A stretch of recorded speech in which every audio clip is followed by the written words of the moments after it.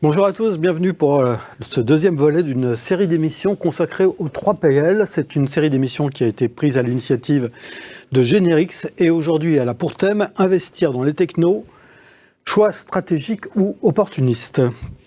Pour cette nouvelle émission, deux représentants des prestataires logistiques à qui je demandais de bien vouloir se présenter, en commençant par Emmanuel.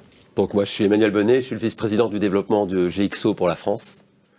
Moi je suis dans ces métiers de la logistique depuis bientôt 30 ans, à force de dire 25, ça doit faire 30, où j'ai eu différents rôles commerciaux, opérationnels, de direction. En quelques mots, GXO, c'est un prestataire pure player de la logistique contractuelle. On est numéro 1 mondial, on fait près de 10 milliards de dollars de chiffre d'affaires avec 130 000 personnes. En France, on fait à peu près 750 millions d'euros de chiffre d'affaires avec à peu près 10 000 personnes. On a à peu près 70 sites en France. Et GXO est très présent en Europe, bien entendu en Angleterre, qui est vraiment un bastion de la maison, où on fait à peu près un tiers du chiffre d'affaires du groupe en Angleterre, un tiers dans le reste de l'Europe, et on a des positions de leader premier ou deuxième au Benelux, en France, en Italie, en Espagne, et je n'en oublie pas. Merci Emmanuel. Xavier. Bonjour, Xavier Prévost, directeur Business Solutions et Systèmes d'information pour le groupe Deray. J'ai passé environ 30 ans dans la grande distribution, puis 5-6 ans maintenant dans le métier du 3PL. Le groupe Deray, en quelques chiffres, j'irai d'abord en 3 marques, puisque le groupe Deray, c'est d'abord Deray Logistique, c'est également Logtex, et puis c'est Logs, en tant que société qui se sont regroupées il y a maintenant 2 ans. Le groupe Deray, c'est 7000 personnes et le groupe Deray, c'est à peu près 550 millions de chiffre d'affaires sur des métiers qui sont très ciblés, préparation unitaire, système, service à valeur ajoutée également, et puis également transport sécurisé. Merci. Et puis enfin Isabelle Badoc, bien entendu, qui va présenter aussi peut-être en quelques mots le concept qu'on a développé à travers ce cycle d'émissions. Absolument. Tout d'abord, Generix est spécialiste de la tech, surtout des systèmes d'information, depuis un peu plus de 30 ans dans le logiciel pour l'entrepôt, le transport, la logistique, le transport. On fait aujourd'hui 100 millions d'euros de chiffre d'affaires, un peu plus, dont la moitié est assurée par cette branche supply chain. Et au sein de cette entreprise, j'anime en fait cette gamme supply chain exécution chez Generix en tant que product marketing manager, comme tu l'as dit tout à l'heure. Et on s'intéresse fortement évidemment aux enjeux de nos clients et à la vie de nos clients, puisque nos logiciels doivent leur permettre d'atteindre leurs objectifs, de suivre les transformations. Et c'est pour ça qu'on a voulu faire un focus cette année sur les prestataires logistiques.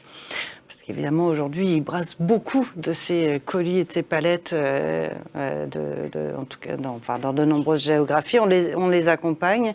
Alors, on s'est posé la question de aussi leur permettre d'exposer au grand public, parce qu'on trouvait qu'on les entendait pas très souvent dans la presse et dans les médias. Voilà, donc on a eu cette idée. Pour mettre en avant, en quelque sorte, les atouts différenciants, enfin vraiment ce qui les démarque, ce qu'ils mettent en avant pour conquérir des nouveaux marchés. Voilà, qu'on comprenne leur modèle, le positionnement de chacun, parce qu'il y a tout ce travail de réflexion stratégique de positionnement et puis de choix, et de comprendre un peu mieux le panorama de l'offre de la prestation logistique, en tout cas en France. Eh bien, merci Isabelle. On va commencer par une question simple. L'automatisation, Emmanuel, finalement, c'est un phénomène relativement nouveau chez les prestataires ? Je ne crois pas. Non ? Dans le cadre de GXO, l'automatisation, la technologie est dans l'ADN de la société depuis très longtemps. Donc GXO fut un temps en France, Norbert d'Entresangles, et s'illustrait déjà à l'époque avec des sites très automatisés. Nous, aujourd'hui, la technologie, l'automatisation, après on peut segmenter pour faire plus fin, mais c'est vraiment le principal différenciateur du groupe GXO. On est le groupe en tant que tel au niveau mondial est 4 fois plus automatisé que la moyenne de la profession. Et en France, donc on a des innovations, bien entendu des opérations plus ou moins récentes, mais sur nos 70 sites, on en a 20 qui sont vraiment quasi full automatisés, donc avec des automatisations lourdes, de la technologie importante, Et à titre d'exemple, si on prend pour le citer, le dossier Hammer Sport, que tout le monde connaît, qui a les marques comme Salomon, etc., c'est un dossier qui est automatisé depuis plus de 10 ans. Quoi. Oui. Et l'histoire de cette automatisation chez nous, de cette culture de l'automatisation, vient du fait qu'on a été un des premiers à accompagner le développement du e-commerce en France. Parce il y a beaucoup d'automatisation qui va être, si on prend les grandes familles, du stockage pour densifier le stockage, donc on va retrouver dans les FMCG, on va densifier. Il y a beaucoup d'automatisation dont la vocation, c'est de passer le flux, de traiter des très grandes quantités en des périodes de temps courtes parce qu'il y a des peak seasons, etc. Et donc on a été très tôt dans ces activités-là. C'est vrai, si on monte à l'époque Norbert Notre-Sangle, c'est vrai que la société a été une des premières à mettre en place l'automatisation, mais avec des fois des succès mitigés. Je pense notamment à une grosse réalisation qui avait été faite du côté de Verzanny, où l'automatisation avait posé quelques problèmes. Et ça a laissé des traces pendant un moment, avant que véritablement l'automatisation se généralise dans les entrepôts, non ? Il y a eu, alors, cette histoire, elle avait fait le tour de la place à l'époque, et j'étais pas chez Norbert, dans le groupe à l'époque. Les automatisations lourdes ont des enjeux importants, à la fois d'investissement, qui peuvent être très lourds, de projets qui sont lourds à démarrer, et tout ce qui va être autour des aspects financiers, de financement, de retour sur investissement, et tout ce qui va être opérationnel, de montée en performance, etc. Aujourd'hui, me semble-t-il, les fabricants d'automatisation, qui sont des grands groupes allemands, américains, voire français, ont atteint un niveau de maturité et où aujourd'hui l'approche des projets d'automatisation est beaucoup moins pionnière qu'elle ne l'était hier. Aujourd'hui, on se plante rarement sur une automatisation. Alors, sauf à ce qu'il y ait un retournement de marché, etc. Mais l'automatisation en tant que telle, généralement, on arrive à la mettre en place, on arrive à délivrer la performance qu'on en attendait. Et il y a certainement aussi même si sur certaines opérations c'est très lourd, il y a peut-être plus d'agilité, il y a une bien meilleure expertise aujourd'hui de l'automatisation. Industriellement, c'est maîtrisé. Xavier, ce qui a un petit peu boosté aussi l'automatisation dans les entrepôts, c'est la préparation de commandes unitaires, donc une activité qui est très répandue au sein du groupe Doré, aussi bien par la marque Doré que par la marque Logs. Ça a été notamment boosté par le e-commerce au début des années 2000. On en est où aujourd'hui de cette automatisation ? Est-ce que tous les entrepôts sont automatisés ? Alors, pardon, donc tous les entrepôts ne sont pas automatisés, mais effectivement l'omnicanalité a amené à beaucoup d'automatisation. Et donc pas depuis les dernières années, puisqu'effectivement, dès qu'on fait de la préparation unitaire, la question des chaînes de packing se pose, la question des chaînes d'expédition se pose, les chaînes de tri se posent, et donc on a des installations qui ont plus de 15 ans, voire 20 ans sur ces systèmes-là. Je pense que ce qui est très différent aujourd'hui, on a à peu près trois types d'automatisation. Vous avez les usines à colis qui concernent les grands retailers alimentaires. En tout cas, c'est pas le sujet, c'est pas notre cœur d'activité chez Doré. Vous avez les automatisations qui sont les systèmes intermédiaires dans lesquels on va retrouver aussi des unités de stockage, de préparation de commandes, d'expédition. Là, on est dans le cœur de notre business aujourd'hui. Et effectivement, on a des solutions aujourd'hui beaucoup plus modulaires, beaucoup plus accessibles, beaucoup plus évolutives qui permettent de répondre. Parce que dans notre métier, on a un métier, effectivement, on a beaucoup de saisonnalité. Et effectivement, il faut pouvoir traiter les pointes. Et l'automatisation traditionnelle ne le permettait pas toujours. Donc aujourd'hui, on a vraiment cette deuxième solution qui est importante. Et puis on a la troisième solution d'automatisation, c'est plutôt une automatisation complémentaire avec les AMR et autres qui va venir supprimer les déplacements et autres. Donc nous, on le regarde vraiment de ces trois façons-là, avec un marché qui n'est pas le nôtre aujourd'hui, même si on le regarde pour du stockage dense, notamment pour les activités de logs, ou des activités à température dirigée, mais on a les deux autres types d'automatisation qui ont vraiment leur place. Quel est le rôle des clients dans la mise en place des systèmes automatisés ? Est-ce qu'ils ont leur rôle, ou alors est-ce que c'est vous qui leur proposez, disons, des solutions clés en main ? Alors, très variable le rôle des clients. On a des clients qui veulent vraiment faire du co-développement avec nous de solutions automatisées, qui vont se projeter, qui vont aussi se projeter dans la durée, parce qu'effectivement, selon les niveaux d'automatisation, on a des contrats courte durée qui sont difficiles à faire, on a des VNC qui vont être beaucoup trop importantes. On a des clients pour lesquels les gens vont nous laisser le choix de scénarios, et on va effectivement proposer 2 scénarios. Et ces clients-là, parfois, vont dire, je choisis d'abord le scénario manuel, mais en étant rassuré sur une évolution future, sur un scénario automatisé. Et donc aujourd'hui, je pense qu'on doit être obligé de proposer les 2. Et puis on a des clients, parfois qui ont des plus petites tailles, mais qui vont dire, nous, on peut pas se permettre, on reste sur un niveau de préparation manuelle.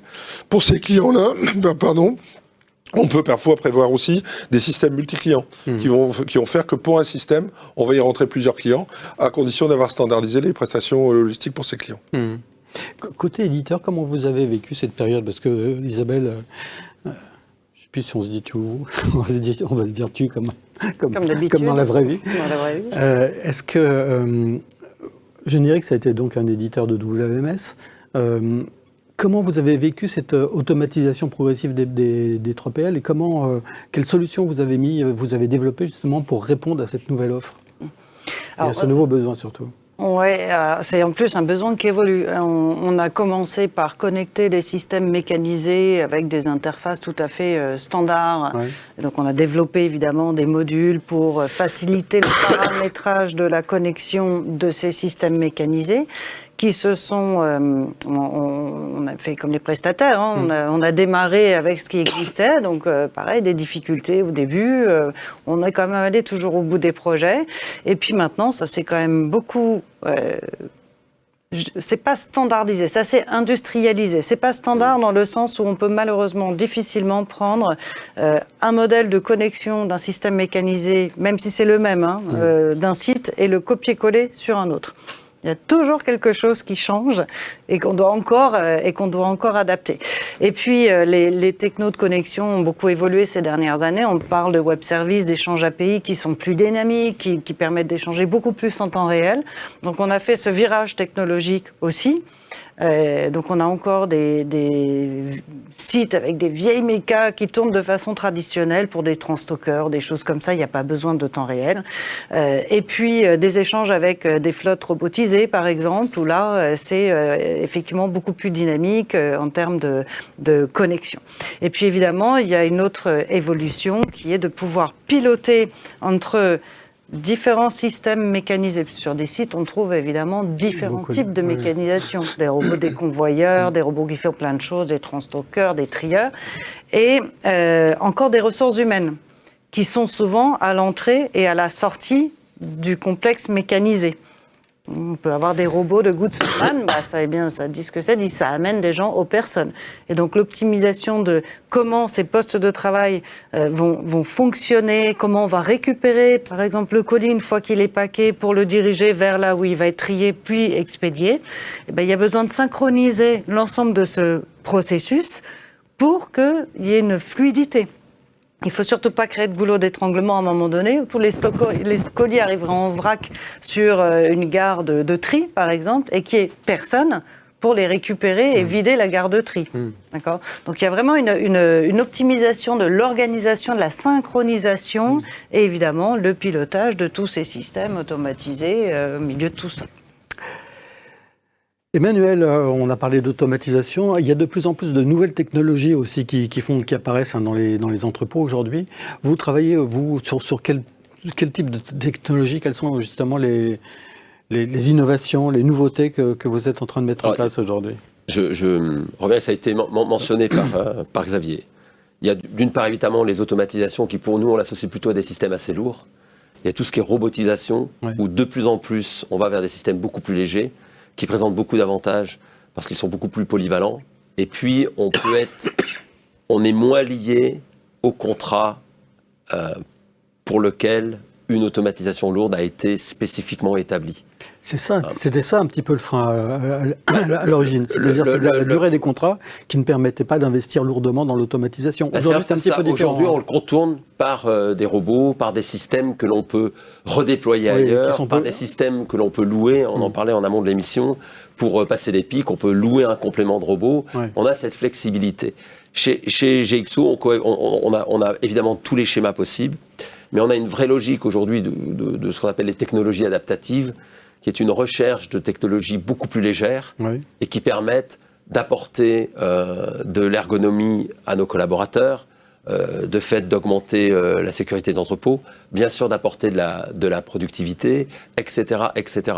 Et donc, je pense que la tendance aujourd'hui reste à avoir, enfin chez nous, à avoir une curiosité extrêmement forte sur toutes les nouvelles technologies, parce que les choses vont très très vite. Et on teste, ce serait présomptueux de dire qu'on teste tout, mais on teste beaucoup de choses. On a toujours plus d'une centaine de technologies en test en France. Et j'ai lu que chez GXO, on avait déployé environ 7600 technologies différentes. Alors là-dedans, je pense qu'on a tout ramassé, ça va de l'informatique aux technologies lourdes. Mais on a cette curiosité d'aller vers des systèmes plus agiles. Il y a des technos qui se distinguent particulièrement dans justement tous ces tests, tous ces... Dans les technos qui me semblent, moi, aujourd'hui, être vraiment des game changers, la lecture optique, tout ce qui est vision vidéo, couplé à l'intelligence artificielle, je pense qu'on en est au début. Même s'il y a des choses absolument remarquables qui sont faites, et il y a des boîtes françaises super fortes là-dedans, je pense qu'aujourd'hui, on va pouvoir faire beaucoup de choses. Après, il y a tout ce qui est robots. Nous, on a des POC, alors pas en France, mais sur des robots humanoïdes. On développe, on cherche à utiliser, à voir un peu comment tout ceci peut être appliqué à nos métiers. Donc les grandes tendances, c'est ça. Et puis, au niveau technologie, la porte ouverte, c'est l'intelligence artificielle aujourd'hui. On en entend tous parler. Il y a des applications qui sont remarquables sur tout ce qui est prédictif, sur tout ce qui est analytique. Sur tout ce qui est génératif, je ne suis pas certain que dans nos métiers, plutôt sur les parties commerciales, les parties légales, etc., enfin contractuelles, on peut trouver des choses. Mais ça va aussi venir challenger nos machines et améliorer leur performance. Aujourd'hui, sur le dossier Decathlon, qui est là-dessus à Lyon, on a plus de 500 robots, des robots qui travaillent, des robots geeks, certains travaillent verticalement, certains travaillent horizontalement, et ces robots communiquent entre eux et s'améliorent en permanence, vont améliorer les cycles, vont améliorer les zones de stockage, etc., etc. Donc on va vers des choses qui sont de plus en plus sophistiquées. Et là, prédire l'avenir là-dessus, j'en suis bien incapable, mais on sait que c'est une direction qu'il faut scruter avec beaucoup d'attention parce que ça va très très vite et il y a des gisements d'opportunités, de productivité considérables pour nos métiers. Xavier, chez De Rais, vous avez testé aussi quelque chose. Je me souviens de drones d'inventaire, de choses, enfin un petit peu des robots aussi. Où en êtes-vous aujourd'hui? Qu'est-ce qui marche? Alors, chez De Rais, on doit être un peu plus modeste vu la taille du groupe en termes d'ambition sur l'automatisation et on pratique ce que j'appelle, moi, l'utilisation raisonnée des technologies. Cette utilisation raisonnée, pour nous, c'est vraiment d'être orienté sur les usages, première chose, d'être certain qu'on va créer de la valeur ajoutée pour nos clients ou pour nos opérations, c'est un point important. On va donc aussi sélectionner un peu plus les solutions donc on ne sera pas dans la R&D, on va mettre beaucoup plus avec du co-développement avec un certain nombre de partenaires, on va donc être plus sélectif dans nos approches. Et aujourd'hui, donc, ce qui marche plutôt bien, aujourd'hui, ce qui marche très bien, c'est toutes les solutions Good to Man, effectivement, ce genre de choses, et les robots AMR, c'est plus un sujet, puisque ça, c'est éprouvé. Ce qui est important aussi dans cette approche raisonnée, c'est d'avoir aussi des systèmes bien intégrés. Parce qu'en fait, on a souvent trois grandes frontières. On a la frontière entre les systèmes automatisés, les systèmes WMS et les systèmes data. Donc nous, on travaille beaucoup à la bonne urbanisation des systèmes pour que tout ça, ça se parle bien. Et que ça puisse fonctionner en temps réel, puisque nos clients nous demandent également des cut-offs de plus en plus rapides. Donc ce qui est important, on travaille beaucoup là-dessus. Et après, effectivement, on vient plugger autour de ce core système, finalement, notre ERP maison, notre WMS, notre TMS, nos WCS, des fonctions à valeur ajoutée. Donc aujourd'hui, on avance beaucoup sur tout ce qui est le portail client, notamment on veut donner le maximum de visibilité aux clients, donc ça pour nous c'est vraiment des sujets importants. On avance beaucoup et aujourd'hui les solutions solutions existent sur les digital twins pour pouvoir optimiser les usages prioritaires. Pour nous, c'est optimiser les déplacements, optimiser les implantations d'entrepôts. Et on commence à avoir des usages intéressants sur l'AI. Les premiers usages, pour nous, c'est vraiment la prévision, l'optimisation charge-capacité. Donc on travaille beaucoup là-dessus et effectivement, après on va avoir des fonctionnalités de type drone, inventaire drone, où maintenant on est sur finalement des commodités. On peut même en louer si on le veut. Donc on est vraiment dans cette approche-là, de dire un cœur assez solide, assez fort, en co-développement avec nos partenaires, des modules à valeur ajoutée et puis des commodités qu'on va mettre autour. Le plus compliqué, c'est justement de faire fonctionner tout le monde. Oui, alors le plus compliqué, ça devient un de nos cœurs de métier. Aujourd'hui, quand on est 3PL, je pense qu'on devient intégrateur de solutions. Donc on ne doit pas être inventeur de solutions, mais on doit être intégrateur de solutions. Et on a en face de nous une diversité extrêmement importante. Diversité d'interfaces avec les éditeurs WMS, diversité d'interfaces avec les producteurs de robots et autres. Donc c'est un vrai sujet que de savoir créer cette couche d'urbanisation, cette couche d'échange, et d'éviter d'être dans une diversité trop importante. Ce qui est vrai d'ailleurs aussi avec nos clients, où pour un client on peut aller de 7 flux à 25, 20, 30 flux d'échange aussi. Donc vous voyez, donc c'est vraiment ce métier d'intégrateur devient des cœurs de métier de nos activités. C'est pour ça qu'on a les uns et les autres de plus en plus d'ingénieurs automaticiens, de plus en plus d'ingénieurs informaticiens et autres. Je vous rappelle que vous pouvez poser vos questions dès maintenant et nos intervenants y répondront à la fin des échanges. Est-ce qu'il y a des technos chez vous qui ont fait flop, qui n'ont pas marché, que vous avez mis à la poubelle justement parce que... Non ? Non, mais, enfin, je plaisante, mais de mémoire, non. Non. Après, je suis récent dans l'entreprise. Je ne vois pas de gros flops que l'on ait eu avec des technologies. On peut avoir, bien entendu, des déceptions sur la performance atteinte par rapport à la performance ciblée, des choses comme ça qu'on travaille, mais de gros flops, enfin, sincèrement, je n'en vois pas aujourd'hui. Oui. Moi, j'en connais un. On l'avait expérimenté. Avec nous. Non, pas avec nous. Non, nous tout. Enfin, ça, les lunettes voilà, RTL. exactement. Ouais. Alors, c'était un flop à l'époque parce qu'effectivement, trop avancé. On avait fait les Google Glass. Enfin, c'était pas des Google Glass, je ne sais plus ce que c'était d'ailleurs, pour diriger l'opérateur. Keysoft, non, c'est pas ça. Pardon ? Keysoft. Non, c'est pas ça. C'était. Bon, bref. Bon, je me souviens plus. De toute façon, peu importe. De toute façon, le device, c'est quelque chose, mais en fait, c'était pas très compliqué. C'était une caméra et un écran devant les yeux, quoi. Des lunettes avec un écran. Donc, c'était sur le concept de la réalité augmentée. Donc, l'opérateur continuait à voir son environnement et par-dessus, on affichait une flèche qui le permettait de le diriger vers le bon emplacement et lui dire combien il devait prélever à tel endroit. Et ça fait flop parce qu'en fait, pour que ça fonctionne, derrière, il fallait que l'opérateur ait un câble, une table roulante et un PC gros comme ça. Parce qu'évidemment, il n'y avait pas encore la capacité de compute qu'on a depuis dans le cloud public. En fait, aujourd'hui, avec un bon Wi-Fi ou une 5G en entrepôt, ça pourrait fonctionner avec juste une petite paire de lunettes qui irait bien. Mais c'est vrai que ça a mis vraiment un coup de frein à l'adoption de cette technologie. Et c'est pas encore revenu sur le devant. Par contre, en computer vision, on fait des choses super intéressantes, non pas pour équiper l'opérateur, mais pour cette fois-ci se substituer à l'opérateur sur des tâches hyper pénibles que sont le comptage, que sont le contrôle. Vérifier si on a bien les bons colis sur un support toute la journée. Bon courage pour regarder les opérateurs plus de 6 mois dans l'entrepôt. Et pourtant, et pareil, le comptage et pas se tromper. Et là, ce qui est génial, c'est qu'entre la performance des caméras et l'IA qu'on met derrière, les modèles pour analyser l'image. Là, je ne parle pas de scanner une étiquette, je parle vraiment de comprendre que cette palette, il reste 5 colis dessus, en ayant appris à quoi ça ressemble un colis, que derrière un colis, peut-être on ne le voit pas, mais si celui-là, il ne tient pas tout seul en l'air, c'est qu'il y en a un derrière. Donc il y a vraiment une capacité aujourd'hui à entraîner des modèles pour qu'ils puissent compter aussi bien que l'humain. Et ça, c'est hyper intéressant. C'est vraiment ce à quoi je pensais quand je parlais de vidéo couplée à l'IA.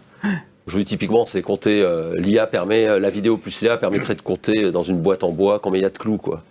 Alors c'est un truc où, premièrement, c'est hyper, c'est rébarbatif et la probabilité de se planter, elle est considérable. Bon, alors le schéma des clous, c'est un truc, ça pourrait être des billes ou n'importe quoi, mais appliqué à nos métiers, ça peut présenter ça présente d'ores et déjà des leviers de performance considérables. Ça coûte cher, la techno?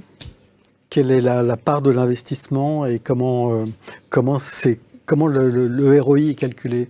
Est-ce qu'une nouvelle techno dans un entrepôt est forcément rentable, ou est-ce que vous avez d'autres méthodes de calcul qui intègrent par exemple la qualité de service, les délais, enfin, des choses qui vous permettent de mieux fidéliser le client par exemple? Alors, c'est un vrai sujet. Alors, dans notre business model, une technologie doit être rentable sur une durée avec un ROI, enfin avec des éléments très basiquement financiers pour avoir un retour sur investissement dans un temps donné, généralement qui est au regard de la durée du contrat.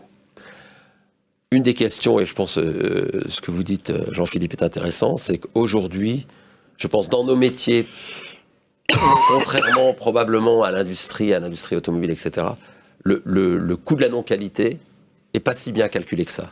C'est-à-dire que me coûte ma non-qualité et valoriser ce coût-là dans le business model ou le business model, la partie financière du business model d'un investissement. Je pense que c'est touché du doigt, mais c'est pas super précis comme j'ai pu le voir dans l'automobile dans des vies antérieures, quoi. Mais après, sur le prix des technologies, ce sont des calculs purement financiers.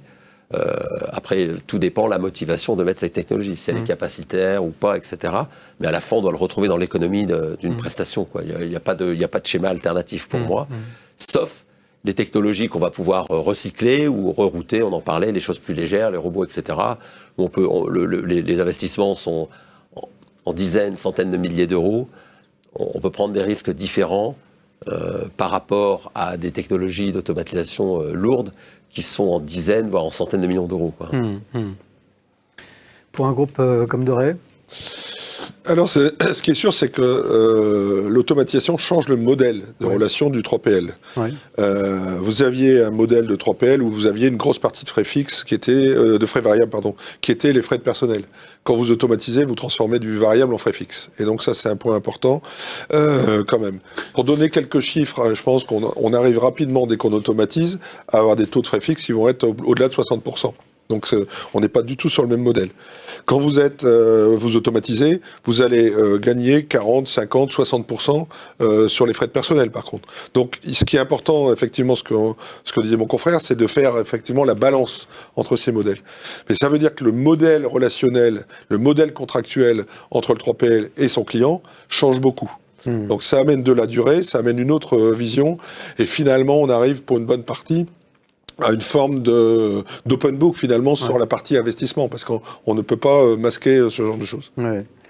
Là aussi, Isabelle, les modèles changent, hein, c'est-à-dire que là, les investissements, on peut maintenant je dirais, louer à la demande, un petit peu comme sur le mode SaaS de l'informatique, des logiciels.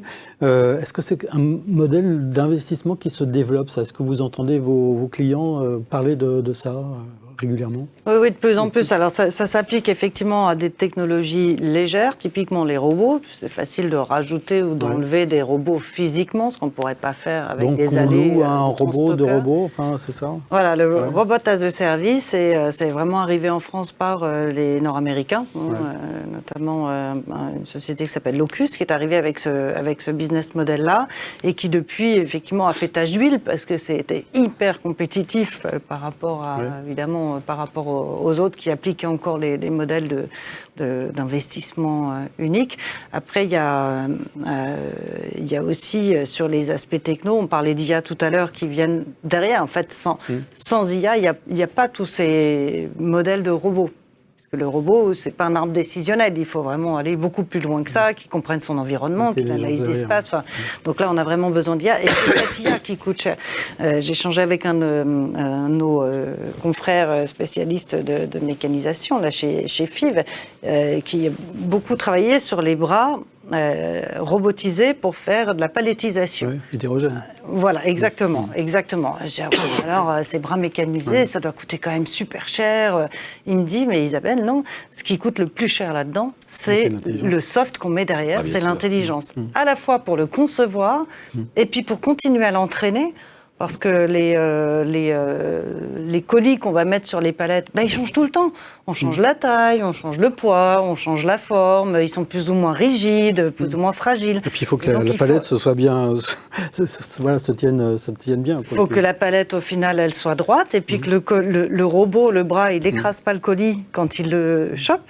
Donc c'est vraiment un apprentissage hyper lourd qui nécessite beaucoup de données.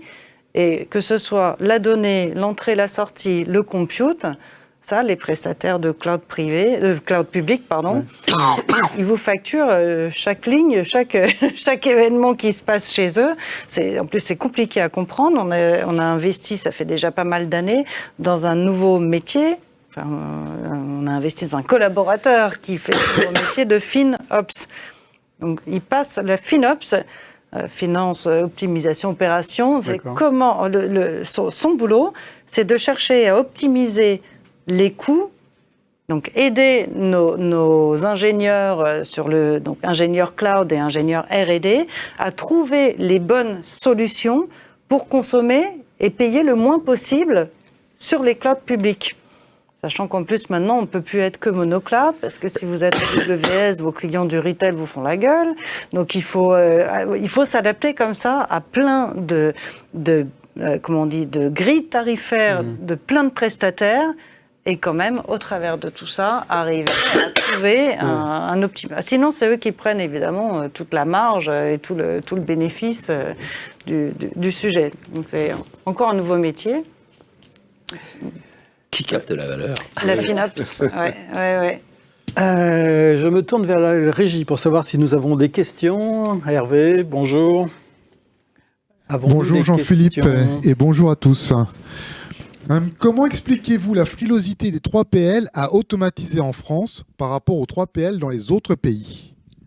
Alors là, on a deux exemples de 3PL qui ont automatisé, donc c'est difficile de parler de frilosité, mais c'est vrai que les 3PL, disons que c'est pas forcément représentatif de l'ensemble des 3PL. C'est vrai qu'il y a encore beaucoup de 3PL qui ne sont pas automatisés. C'est peut-être aussi une question de taille, parce qu'il faut quand même un petit peu de moyens pour automatiser.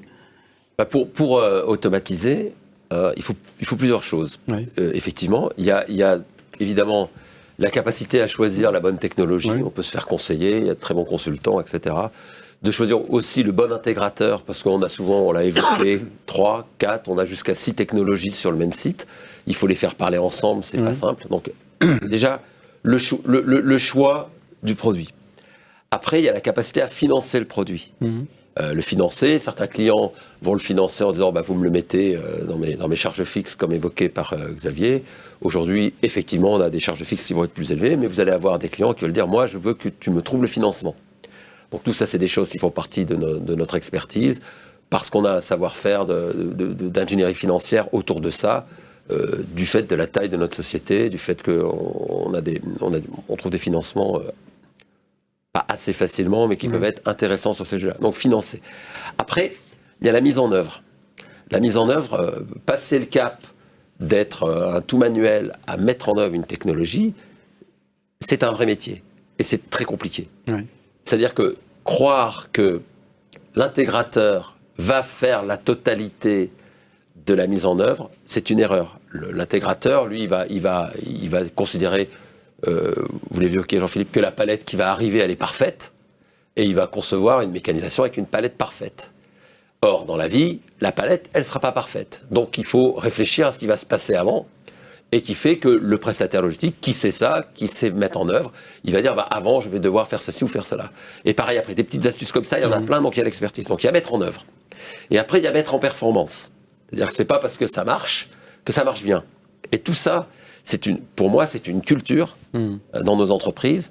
Ce sont des gens qui n'enlèvent rien à leurs prédécesseurs, mais c'est des gens qui n'ont pas les mêmes logiciels, qui n'ont pas les mêmes formations.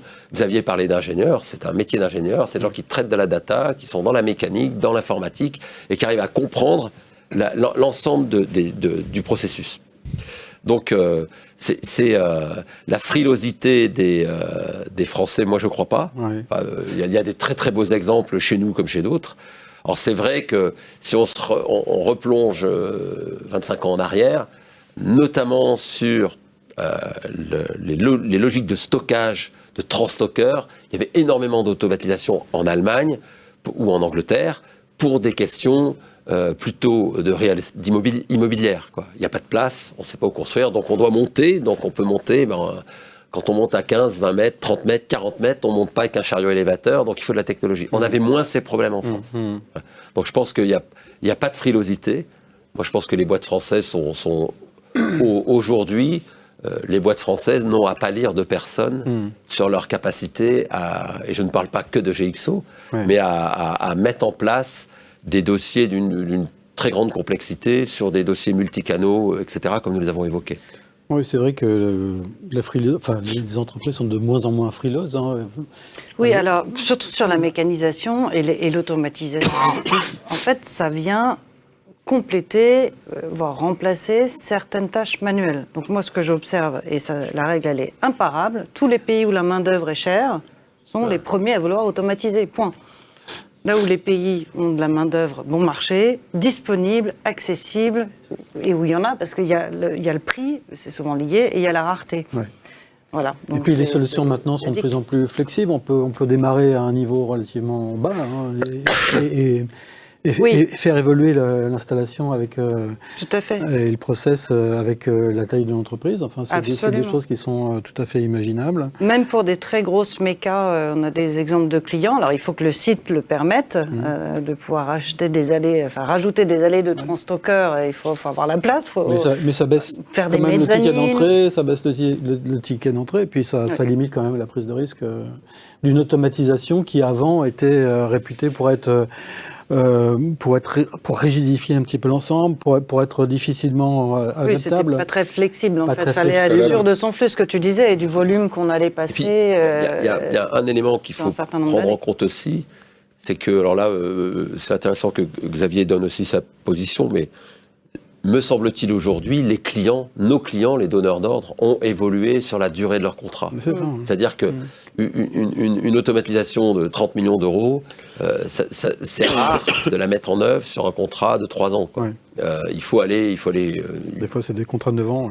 Aujourd'hui, traiter des contrats de 6-9 ans dans nos métiers, c'est beaucoup plus courant que ça l'était il y a quelques années. Et je pense que c'est lié à ce qu'évoquait Xavier tout à l'heure sur le changement de structure. Le changement de relation avec les clients, qui aujourd'hui, nous, on devient beaucoup plus industriels, avec des problèmes d'industriels, de CAPEX, de ROI, etc. C'est très différent, je pense, de la façon dont se faisait le métier il y a une trentaine d'années. Xavier ? Oui, mais je pense qu'il y a des facteurs qui sont un peu historiques. Il y a le coût du terrain qui joue beaucoup quand c'était les grandes automatisations. Et donc, le coût du terrain en UK était bien supérieur, genre de choses. Aux Pays-Bas, de la même manière. Donc, tout ce qui était grosse technologie, grande hauteur, il y avait déjà le coût du terrain. Deuxième chose, il y a aussi la législation. Il est plus difficile de faire de la grande hauteur en France que dans certains pays. On le voit. Donc, ça limite l'intérêt parce qu'effectivement, les gros systèmes, il faut de la hauteur, sinon on rentabilise pas. Donc, ça, c'est vrai pour les gros systèmes. Ce qu'il y avait aussi, c'est que le retail français est beaucoup plus erratique que certains retail. À la fois par l'aspect promotionnel. Le monde du retail français est très promotionnel. Donc, vous avez des promotions extrêmement importantes qui dérèglent les systèmes automatisés parce que finalement, vous créez des à-coups. Il y a également les conditions relationnelles entre les retailers et les fournisseurs en France. Vous changez la façon de faire les palettes pour tous les gens du FMCG est complètement différente. Et donc, c'est vraiment des casse-têtes pour automatiser. Donc, vous avez, pour les grosses automatisations, vous avez ces choses-là. Ce qui a pu être réglé, d'ailleurs, quand on voit les grands indépendants maintenant des GSA, ont fait le choix de l'automatisation et le marché est en train d'évoluer avec eux. Pour les autres, effectivement, il y avait un changement culturel. Là aussi, il y avait des pays où la logique d'open book était plus développée qu'en France. Dans la logique française, on était très souvent close book. Et effectivement, quand vous êtes en close book, que vous devez amortir des systèmes automatisés, c'est beaucoup plus compliqué.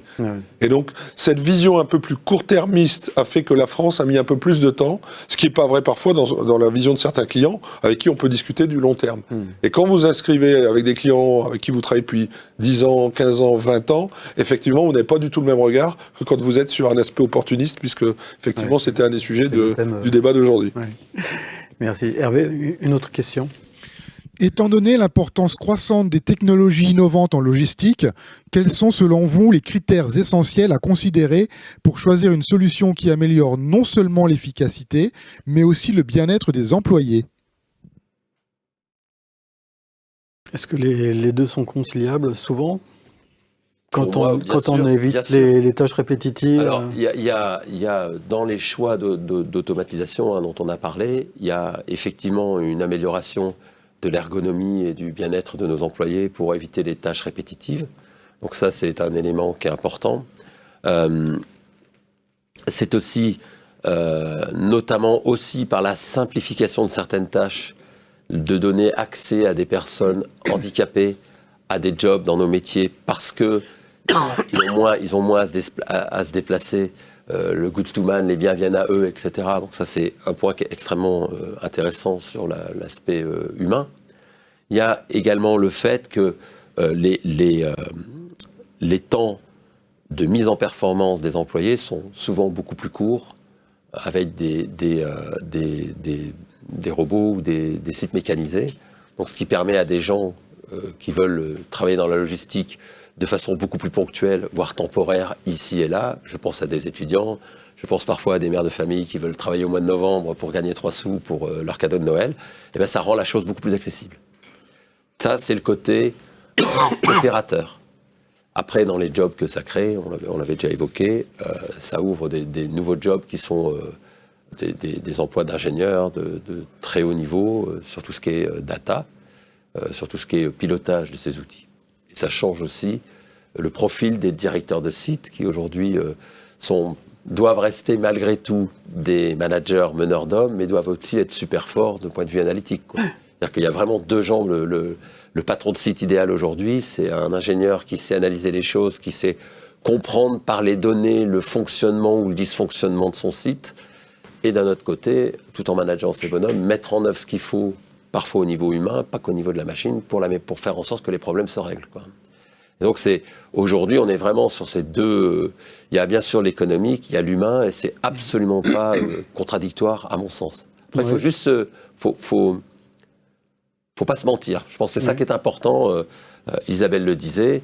Il y a une dimension de productivité importante. Il y a une dimension d'économie de main d'œuvre qui est importante, mais nos entreprises, sur des jobs extrêmement basiques, on a du mal à recruter.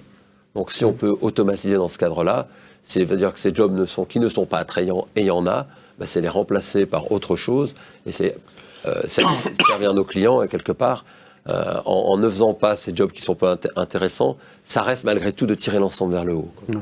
Xavier, c'est votre avis aussi ? Oui, je pense que ce qui est important, c'est de faire rimer immédiatement avec ergonomie. Donc quand on a un projet d'automatisation, il faut le faire rimer avec ergonomie. Et donc on doit détruire, on va dire, du port de charge, et on doit détruire du déplacement. Deuxième sujet, on doit faire attention aux cadences ultimes vis-à-vis des collaborateurs. Donc je pense que ce qui est important, c'est de développer aussi une certaine polyvalence, pour qu'on ait aussi de la diversité de postes, qu'on génère pas trop de TMS. Donc vraiment, c'est un sujet humain. Ce qui est important, c'est qu'on a aussi des robots collaboratifs qui vont maintenant, qui se mélangent dans les parcours aux humains. Et donc, ce que j'ai constaté quand même, c'est que souvent, les gens qui travaillent dans des entrepôts automatisés étaient quand même fiers de travailler dans ces entrepôts-là. Je pense qu'il y a aussi aujourd'hui une fierté d'être dans une certaine modernité et de se dire, mon métier de manutentionnaire, il a été enrichi, il a été augmenté finalement par l'apport de technologie. Et alors que quand je suis dans un vieil entrepôt à tirer mes palettes, je n'ai pas du tout ce même sentiment d'appartenance à l'entreprise et cette même valorisation. Donc ça, c'est un point, je pense, majeur aujourd'hui par rapport à ça. Ça ne remplace pas la qualité des managers dans les entrepôts. Je crois que c'est plus que jamais, on a besoin de bons managers dans les entrepôts. Des managers d'hommes, comme on le disait, mais aussi des managers de technologie. Un système automatisé, ça se pilote. Si on n'a pas le bon pilote, si on n'a pas le bon conducteur de ligne, on n'aura pas les bons résultats. Et donc on voit bien que le métier est de plus en plus lié entre manager des process, manager des hommes, manager des technologies. C'est vraiment ce trépied qui est le trépied aujourd'hui du patron de site ou du patron de pôle, quoi. Est-ce que ça change quelque chose au niveau des recrutements ? Enfin, je veux dire, cette élévation de la technologie, est-ce que ça a un impact sur les gens que vous recrutez, et même sur le niveau de salaire ? Et je ne parle pas des data scientists qui sont à un niveau de salaire aussi très, très, très, très élevé. Qu'est-ce que ça modifie au niveau de votre stratégie de RH ? Je pense que déjà, il y a des métiers, les métiers qui sont les patrons de site, les patrons de pôle, les patrons responsables d'exploitation, c'est des métiers pour lesquels, je vous dis, on a déjà ces trois logiques-là, plus l'anglais, parce que de plus en plus, on est dans un monde international, donc ça a changé complètement le profil. Donc on est sur des gens qui ont fait des études supérieures, qui savent manager et autres. Ça, c'est, je dirais, pour la structure managériale. Ce qui est important également, c'est qu'on a des métiers critiques dans nos entrepôts. C'est tout ce qui va être gestionnaire de stock, qui va être ordonnancement, qui va être pilote de ligne automatisée. Et là, aujourd'hui, on les trouve pas réellement sur le marché. Donc, c'est vraiment le défi de la formation interne, de l'école interne. Nous, on s'oriente vers ça, pour former ces gens-là, pour aussi donner des opportunités d'ascenseur social à des gens qui ont démarré dans les entrepôts, qui ont été chefs d'équipe. Et là aussi, même le métier de chef d'équipe est plus compliqué qu'avant, puisque lui aussi, il a le facteur humain, le facteur matériel à optimiser. Donc pour moi, ça donne vraiment de nouvelles opportunités qu'on trouve pas toujours sur le marché. Et on a encore, je pense, dans la profession, à valoriser nos métiers plus que jamais pour attirer les jeunes générations dans nos métiers. Oui. Isabelle, c'est un phénomène que vous observez aussi, la montée des salaires et la difficulté de recruter des compétences dans ces métiers-là. Oui, et effectivement, ça revalorise, et heureusement, enfin, le métier d'entrepôt, ça c'est clair. Il y a aussi une dimension qui est, si vous investissez, ou même en louant, si vous équipez votre site de systèmes mécanisés, souvent ces flux-là, cette capacité de production-là va prendre la production, on va dire, standard, le volume standard. Et là où vous allez chercher à rajouter de la capacité, c'est en jouant sur l'humain. C'est l'humain qui va absorber. Donc ça veut dire qu'on va être en permanence en besoin d'anticiper le volume à traiter sur les différents types de flux, et d'identifier de combien de personnes je vais avoir besoin pour faire fonctionner mon système automatisé. Il y a un goods to man, il y a des gares, des pôles d'emballage. Si vous avez beaucoup de volume, il faut ouvrir plus de gares de sortie pour emballer. Vous n'avez pas forcément besoin d'alimenter en une phase normale. Donc ce travail d'anticipation, Emmanuel parlait de la prévision en entrepôt, mais c'est vraiment ça devient important. Capacité à prévoir la charge sur tous les types de travail, de projeter qui va exécuter cette charge, qui au sens à la fois la machine, le flux automate, et de combien de personnes j'ai besoin pour faire fonctionner cet automate en entrée, en sortie. Donc ça devient un sacré casse-tête aussi en termes de profil. C'est les chefs d'équipe, savoir planifier qui je viens faire travailler, est-ce que j'ai besoin d'intérimaire, de quel profil et sur quoi on va mettre tout en gérant la polyvalence, parce qu'on voit bien que la polyvalence, ça apporte une flexibilité énorme à l'entrepôt pour absorber les flux, s'adapter à différents types de flux qu'on voudrait traiter au même endroit. Voilà, donc on va beaucoup travailler, en tout cas on travaille beaucoup là-dessus avec l'intelligence artificielle sur capacité à prévoir la charge, et tu en parlais aussi Xavier, et aussi à optimiser le planning des ressources sur les sites logistiques, pour absorber tout ça, en plus de la méca. Est-ce qu'on va vers des entrepôts boîtes noires, enfin sans personne dedans, que des automatismes ? Théoriquement, ça doit être possible, mais aujourd'hui, je ne crois pas qu'on en soit là. Aujourd'hui, l'humain est quand même reste très très présent sur toutes les tâches qui ont évolué, qu'on a évoquées. L'entrepôt, boîte noire, qui fait tout. Il y a des cas, on peut s'approcher quand même. Il y a des pans entiers d'activités. Xavier parlait des entrepôts qu'on peut voir dans la grande distribution, les grandes cathédrales Vitron qui ont été faites chez les différents prestataires français.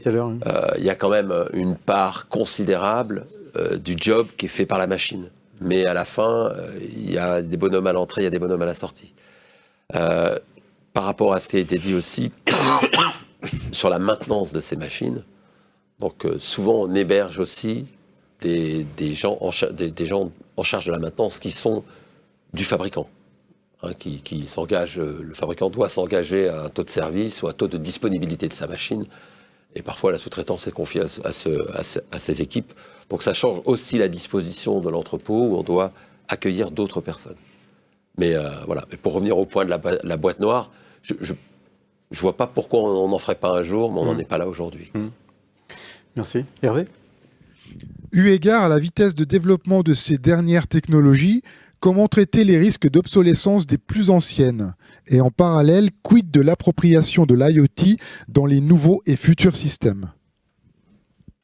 Qui souhaite répondre? Xavier? Alors, je pense qu'il y a deux choses.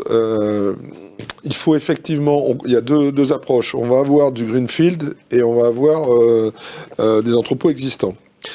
Sur les nouveaux entrepôts, effectivement, on recrée le futur. On a des choses on n'a pas de contraintes. Ce qu'il faut veiller, on a tous des parcs immobiliers importants. C'est comment on ne laisse pas nos parcs immobiliers vieillir, en fait. Et donc, c'est ce que j'appelle, moi, l'entrepôt augmenté. Donc, on a quand même de plus en plus des solutions qui permettent de s'implémenter dans nos anciens entrepôts. Et ça, je pense que c'est majeur d'avoir ce genre de choses. Donc on va retrouver, on peut augmenter un entrepôt avec du peak et du put to light, on peut mettre de l'affichage dynamique, on peut mettre beaucoup de choses déjà pour améliorer les entrepôts existants. On peut amener des AMR qui vont tuer des déplacements, on peut faire du zonal picking, il y a plein de choses possibles. Donc ce qui est important, c'est de se dire, quand on a un parc d'entrepôts comme nous, c'est de dire oui, on a des activités anciennes, ne les oublions pas, et il faut les moderniser également. D'accord ? Donc ça, c'est un premier point. Ensuite, ce qui peut vraiment être un frein, ce sont les systèmes finalement informatisés. Parce qu'on parle beaucoup de mécanique, on parle beaucoup de robots, mais ce sont souvent les systèmes legacy qui vont bloquer. Donc ce qui est extrêmement important, en tout cas pour moi, c'est d'avoir des systèmes WMS et autres qui soient toujours up-to-date. Parce que c'est eux finalement qui vont souvent freiner. Et donc, du coup, ce qu'on vise beaucoup, nous, c'est d'avoir des standards qui vont être personnalisables, mais on reste en standard, on reste en partenariat co-développement, sinon vous avez des systèmes qui n'évoluent pas, et des systèmes qui n'évoluent pas, c'est des systèmes qui ne permettent plus de faire d'amélioration continue, et c'est majeur, et c'est là que vous allez avoir un vieillissement de vos activités, par votre système d'information en fait. En complément de ce qui a été dit, et je suis d'accord avec mon confrère, il y a l'obsolescence des systèmes à venir est un vrai sujet. Alors il y a les situations anciennes, le transstocker qui a 30 ans, il fonctionne encore, qu'est-ce qu'on fait quoi ? Est-ce qu'un jour il risque de planter ou il risque pas de planter, c'est robuste, etc. Et puis il y a la projection aujourd'hui, on investit dans un système. Alors là, le vrai enjeu, c'est que ce système, j'investis dans un système que je vais déprécier sur 9 ans et qui probablement sera totalement, peut-être totalement dépassé dans 3 ans. Et mon avantage éventuellement concurrentiel que me donnait ce système, je risque de le perdre. Donc là, il y a vraiment c'est un vrai sujet de questions à adresser. Après, moi, mon expérience, c'est que malgré tout, les technologies évoluent, mais sur les gros systèmes, il n'y a pas non plus des révolutions délirantes. Un convoyeur, c'est un convoyeur, etc., etc. Il y a des très très belles possibilités de rétrofit qui consistent à changer l'IT, à changer ce que disait Isabelle, à moderniser les systèmes. C'est un peu lourd, c'est des choses qu'il faut programmer, et pour rejoindre ce que dit Xavier, qu'il ne faut pas hésiter à faire. Parce qu'à la fin, on se retrouve avec l'idée, c'est de ne pas se retrouver, c'est comme une voiture, quoi. Après, on est à risque, et on risque d'être planté par la machine au plus mauvais moment. Donc une machine, elle s'entretient, elle se rétrofite, et on fait en sorte qu'elle fonctionne toujours bien. Mais le fait de se dire, je suis pris en otage, je suis pris dans un système qui va vieillir, et finalement, dans 4 ans, je vais être disrupté par quelque chose d'autre, j'y crois pas tant que ça. Parce que quand on voit les gros systèmes qui ont été mis en place il y a une dizaine d'années, la plupart portent leurs fruits. Les systèmes, j'en parlais tout à l'heure, les systèmes de la grande distribution où tout le monde disait ils font des trucs pharaoniques. Aujourd'hui, ça marche super bien. Et il y aura toujours une exception, mais globalement, ça marche super bien. Le ROI a été un peu plus long que prévu, mais il est là. Et aujourd'hui, les décisions qui ont été prises il y a 6, 7, 12, 20, 15 ans par des grandes enseignes comme Leclerc ou Intermarché, pour ne pas le citer, je pense qu'au vu d'aujourd'hui, c'était des bonnes décisions qui ont été prises hier. Mais c'est un sujet. C'est aussi une question de design. Et comme on design une automobile aujourd'hui qui va pouvoir être recyclée, récupérée, qu'on prévoit comment on l'entretient, peut-être comment on la partage. Donc tout ça, il y a vraiment, ça va impacter aussi les systèmes mécanisés, j'imagine, cette façon, et ça impacte déjà les logiciels. Les logiciels aujourd'hui, on ne fait plus un gros monolithe avec tout dedans qui ne bouge pas, et pour changer de version, ça prend dedans. On fait des services qui causent entre eux. Et ces services sont interchangeables, on peut l'améliorer, on peut en rajouter un. Et ça aussi, c'est vraiment dans la façon de concevoir la tech, qu'elle soit digitale ou physique. C'est important.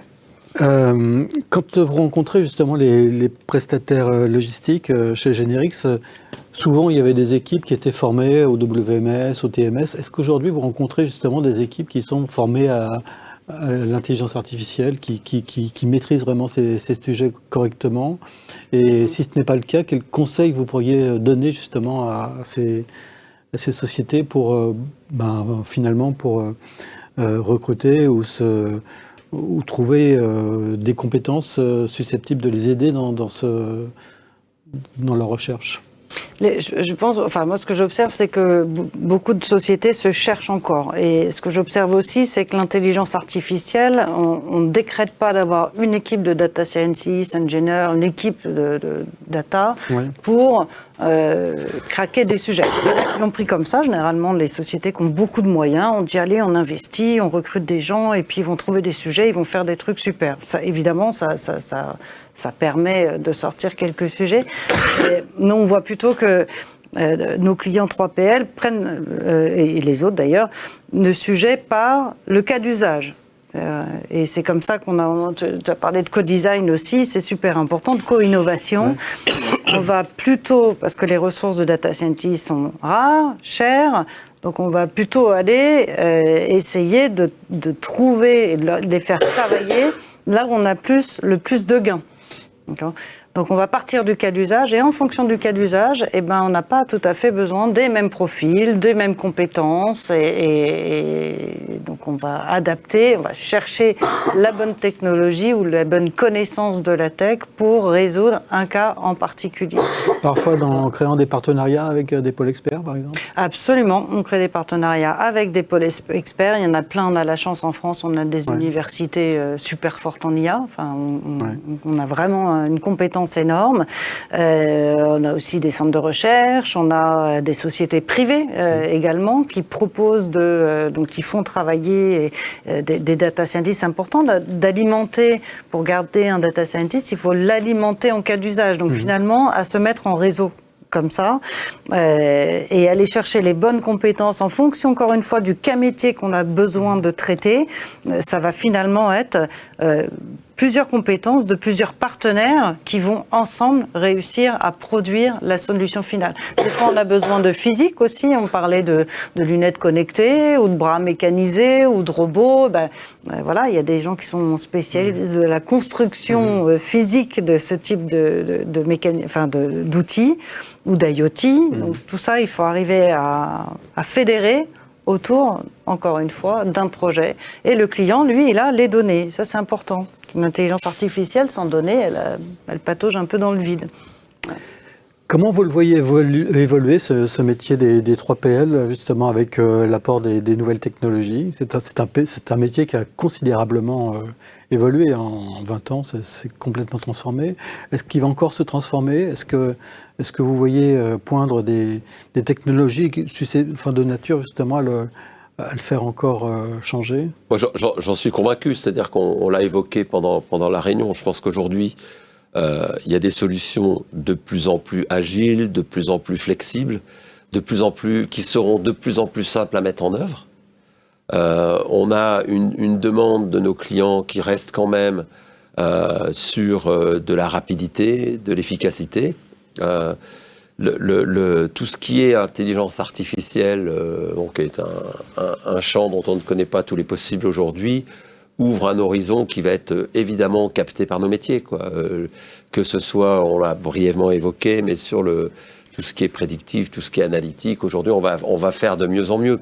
À la fin, lorsque tout ça s'améliore, les bénéfices, ils sont considérables, parce qu'ils vont être environnementaux, ils vont être sur l'optimisation des stocks, ils vont être sur les cycles de production. Donc il y a toute la chaîne de valeur est impactée par le fait que les choses vont se phaser de plus en plus efficacement, que le consommateur final est de mieux en mieux connu, et toute la chaîne qui déclenche son expérience, etc., est de mieux en mieux connue, de mieux en mieux optimisée. Et je pense que nos métiers vont être complètement acteurs de ça, quoi. Ouais.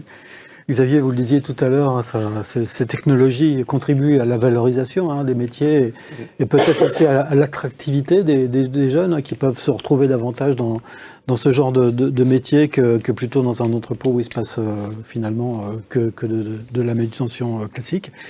Est-ce que vous pensez que c'est connu? Est-ce que vous pensez que c'est suffisamment que la population sait ce qui se passe dans vos entrepôts et justement cette attractivité, est-ce qu'elle est suffisamment aujourd'hui mise en valeur par l'extérieur, enfin Non, je pense que non. Alors, il y a 20 ans, c'était encore moins connu quand même. Oui. Donc, on attirait moins, au début de ma carrière, on attirait encore moins d'ingénieurs qu'aujourd'hui. Donc, je pense qu'aujourd'hui, on doit encore faire savoir les choses. Je pense qu'on doit aussi changer, je pense qu'on doit passer de prestataire logistique à prestataire supply chain. C'est une conviction parce qu'en fait aujourd'hui parfois on discute sur le bout d'entrepôt et puis on perd tout ce qu'on veut sur la partie supply chain. Et je pense que c'est aussi en donnant un métier plus vision supply chain qu'on attirera plus. Les enjeux sont d'ailleurs bien supérieurs, notamment pour nos clients. Et ce qui doit nous guider finalement, c'est le prix de revient pour nos clients. Ce qui est important, c'est le prix à l'UVC client, le prix à la commande livrée client. Et je pense que si on change ça, on va casser les frontières de l'entrepôt pour aller de façon beaucoup plus large et on peut attirer beaucoup plus encore de gens dans nos métiers. Merci beaucoup à tous les deux. Merci beaucoup Isabelle. Prochaine émission, ça sera sur éco-responsabilité, développement durable et l'impact et comment les prestataires logistiques abordent ce sujet. La date. Ils en font un business. Et la date Ce sera le 11 mars. Donc, notez bien, le 11 mars, notre prochaine émission sur les 3PL. Encore merci à vous. Merci pour votre témoignage. Merci Isabelle. Et puis, merci à vous d'avoir suivi l'émission. À très bientôt. Au revoir.